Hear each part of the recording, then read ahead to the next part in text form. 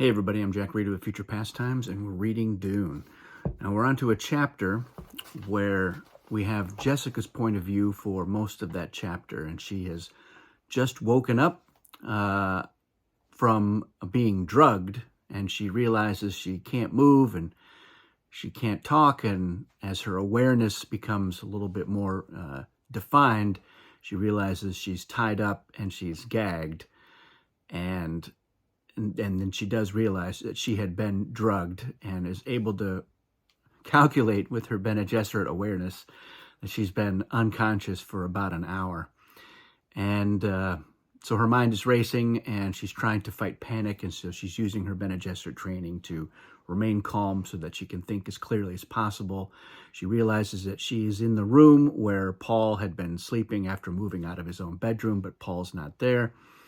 And somebody comes in, and she's trying to pretend like she's still out, but the somebody is like, I know you're awake, so stop pretending, and it's the Baron. So he is floating in over her with his suspensors and kind of explaining a little bit about what's going on. And Jessica, again, she's realizing that there was treachery. Somebody did betray them and has given a heads up to the Baron about her powers, which is why she's gagged. So she can't use the voice on him. And the Baron is definitely gloating over her, and then brings in Piter and explains to Jessica and Piter that although he originally agreed to let Piter have Lady Jessica, whatever that entails, he's actually not going to actually let that happen.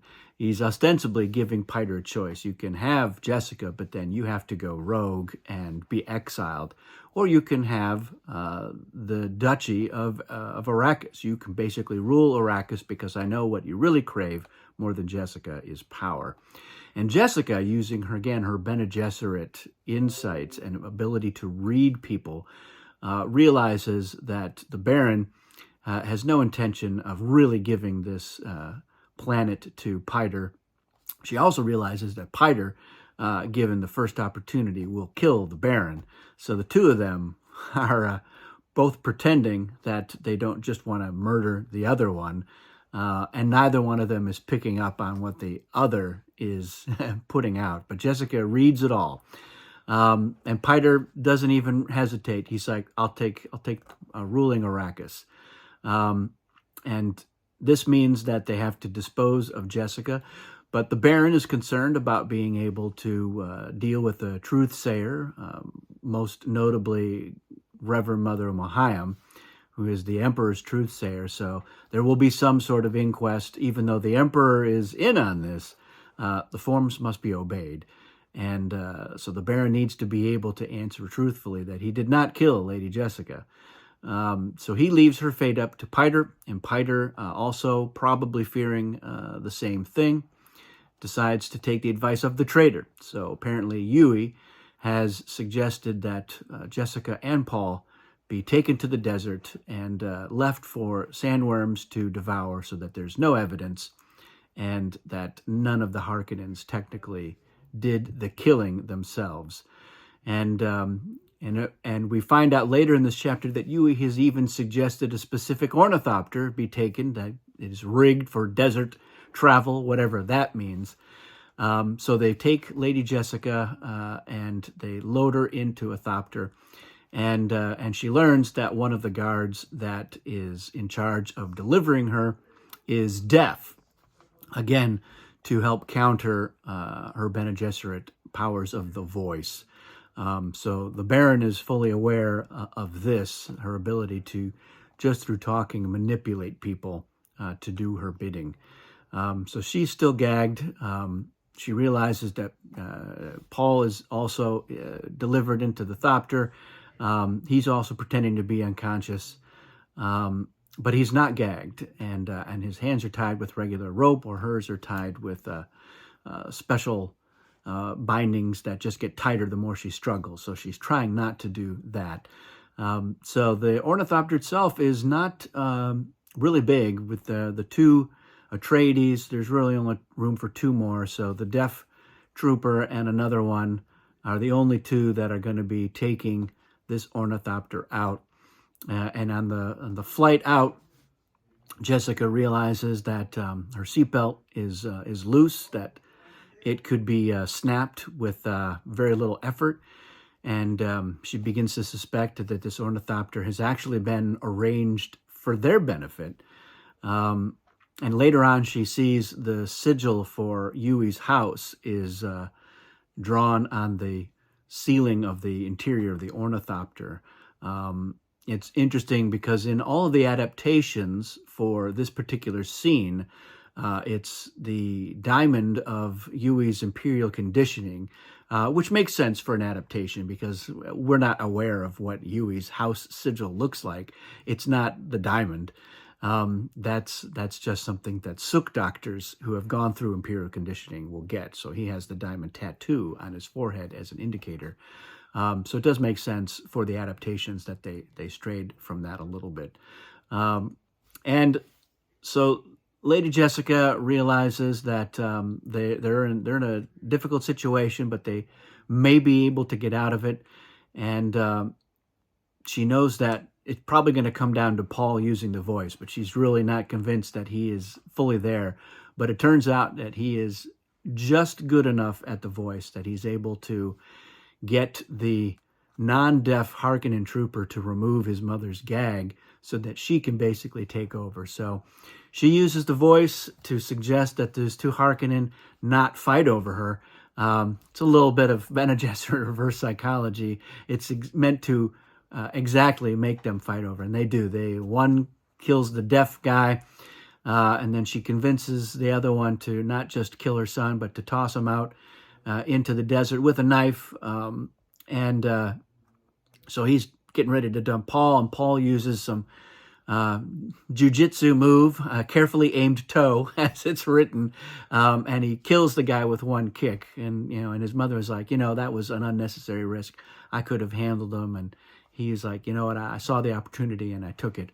And so he unties her. They realize that there's some package under the seat. Lady Jessica is first using a bomb, and Paul's no, and it's something else. So they grab it, and then they realize that there is another Harkonnen ship closing in, and Lady Jessica has surmised that the Baron fully intended to kill the assassins.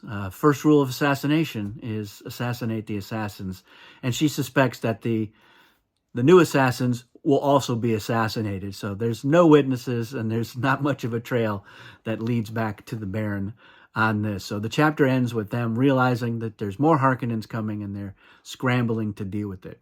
So, unsurprisingly, this is another really good chapter. What I really like about this is that Frank Herbert is really quite deft at changing the POV. So it's Lady Jessica up to a point, and where she's worried about something with Paul. That does Paul not realize? He may not realize that one of these Harkonnens is deaf, and then it immediately switches over to Paul's POV, and we see he's picked up on that, and he's picked up on a couple of other things, and then it kind of goes back and forth between their 2 POVs a little bit, but it's really smooth. A lot of writers, they'll say, I'm picking one person and I'm sticking with them for the whole thing, because it can get confusing if you're switching around, but I'm just never confused when I'm reading Frank Herbert's writing of this. It's always quite clear who's doing the thinking, and you're switching back and forth quite a bit sometimes. So this is a scene that more or less has been, it's really 2 scenes though. It starts off with the Baron, saying, we've captured you, and Lady Jessica realizing their situation. And then it switches to the ornithopter with the trying to escape custody. And so overall, the scene has been adapted in all 3, the 2 movies and the miniseries, but not completely. So the Lynch movie does have a nice scene with the Baron. In fact, I really like the treatment of the Lynch scene here. The Baron is floating over Jessica, explaining what's going on. There's even some lines right out of the book. We can't have you using your voice. And in the movie, and this is kind of gross, but I really love the fact that he spits on Jessica because it's so on brand for the Baron and for the Harkonnens. So it's not in the book and it's not in any of the other adaptations, but it was a touch that I mean, it was gross. The Baron was gross. Like I said, it was very much in line with that characterization of the Baron. And it strikes me as the sort of thing the Baron would do. And then it's followed up with a scene with Piter, where he's wiping the spit away and he's talking about all the other horrible things that he would love to do with her, but almost in a way that I'm sure he thinks he sounds like he's suave. But he realizes, yeah, they've got to get rid of her, and they order the troops to take them away, as the traitor suggested. So in the Villeneuve, the Baron and Piter don't gloat over Jessica and Paul at all. There's no interaction there, and I missed that. I really would have liked to have had that scene as well. Again, Piter is barely in the Villeneuve movie, and I think it's a little bit of a disservice to the character. It just didn't give much to do. We don't ever get a sense that he's a powerful mentat, and we certainly don't get the sense that he is an expert assassin. There's a moment in this chapter where Jessica, she looks at him, and within seconds, she's like, "This is a killer. First and foremost, that is what he is. He's a twisted mentat and clearly an assassin." She had never met him before, but she knew who he was right away. And she picked up on all of those things. He just emanates, I'm a deadly assassin. And so in the movie, we don't really get that sense. And Piter hasn't really been given his due, I think, in any of the adaptations, but probably the Lynch one is the best. He at least gets to deal directly with Yui, which we haven't gotten to, but that's what I like about the Lynch adaptation. So, and the second half, we've got the Harkonnens delivering them. The Villeneuve adaptation is the only one where you do have a deaf trooper dealing with it. Although they did fit 3 Harkonnen into that ornithopter instead of the 2. It's 2 in the other adaptations. And the way that the scene unfolds is a little bit different in there. So I find that the Villeneuve adaptation, it just does away with this whole reverse psychology. And I think part of it is both the Villeneuve and the Lynch adaptations, when they choose to do the voice, and certainly for the miniseries as well, they went with this, crazy voice modulation, scary voice thing. And in the writing, you're not really given that that's what the voice sounds like. It's in this chapter in particular, it's really just about, you're sounding conversational. You're sounding like you're using a normal voice. And so it's much more subtle. It's less of a, I'm using the voice. I never got that impression in reading Dune, and in rereading it now again for the 7th time.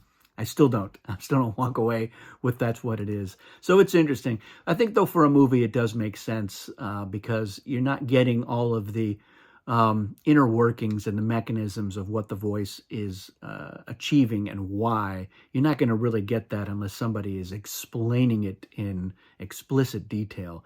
So it's easier to use the shortcut of, oh, this voice sounds crazy and mystical and, scary. So that's why it's working as, mind control.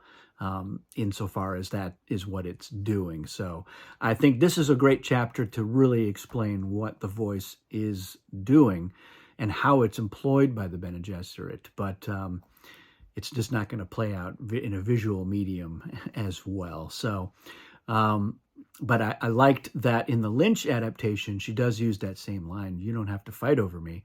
And they're like, "Oh, yeah, I think we do." And they stab it. So even though it was a mix, of using that language instead of just, kill him, which is what they did in the Villeneuve. She's just like, "Kill that guy." And, okay. And you're like, because if somebody, if you were with your fellow guards and your prisoner said, "Kill him," you would be like, No, no, but if you're like, I'm using the magic voice on you, it makes a little more sense. So, so yeah, that's what goes on in here. It is a chapter that has made it, and it makes sense. We have to show what happens to them and how they get away. But yeah, it's interesting, and I really enjoy the writing on this. The action is good, and yeah, the plot thickens. So we're still in the midst of everything that is going on with the Harkonnen attack. We're just getting a couple of tidbits so far. There is more to come in the following chapters, so let's continue to read along. Let me know your thoughts on there, any insights that you get as you were reading as well, or from what you remember from the last time that you read it. And that's it for this video. Thanks for watching. We'll see you again soon.